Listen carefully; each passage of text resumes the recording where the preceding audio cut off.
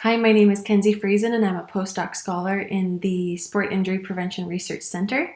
I'm supervised by Dr. Carolyn Emery and Dr. Reid Ferber, and a lot of this work was made possible with help from Emily Hemming, a PhD student in our lab. And so we're using instrumented mouth guards, a form of wearable technology for the identification of concussion risk and injury in female youth ringette players. And so we know in ringette that the number of head impacts is high, about 18 head contacts per 100 team minutes. And so obviously the suspected concussion rate is also high. So a sports-related concussion, it's a traumatic brain injury induced by a biomechanical force, so a force applied to the head or the body, and that results in a head acceleration event.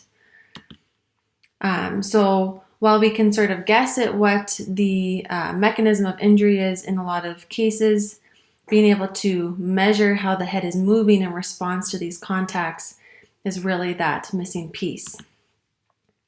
And so there are opportunities for multidisciplinary collaboration, as I mentioned. We can see some of the mechanisms of injury or an injury event through use of video analysis. So we use dartfish. You can understand what's happening on the ice or in the field of play at the time of an impact and maybe even an injury. But we can also use sensor instrumented mouth guards. They have inertial measuring units in them to measure how the head moves in response to that impact. So we get biomechanical data. And then you can also pair these to data sources with injury surveillance. So we can also understand injury rates as well as have medical personnel assess athletes' injuries. And so we are using these instrumented mouth guards in U16 ringette players, and we've gathered 66 total impacts or head acceleration events on these mouth guards. And then we pair that with the video data to verify what was occurring during these impacts. So you can see there's a number of reasons why the impacts measured by the mouth guard weren't true impacts sustained during ringette play.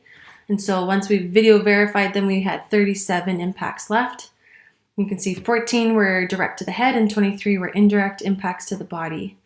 So when you look at just the direct impacts to the head, you can see the different types of head contacts. So 5 of them were head to head and so forth. Just gets us a breakdown of what's really happening during these impacts.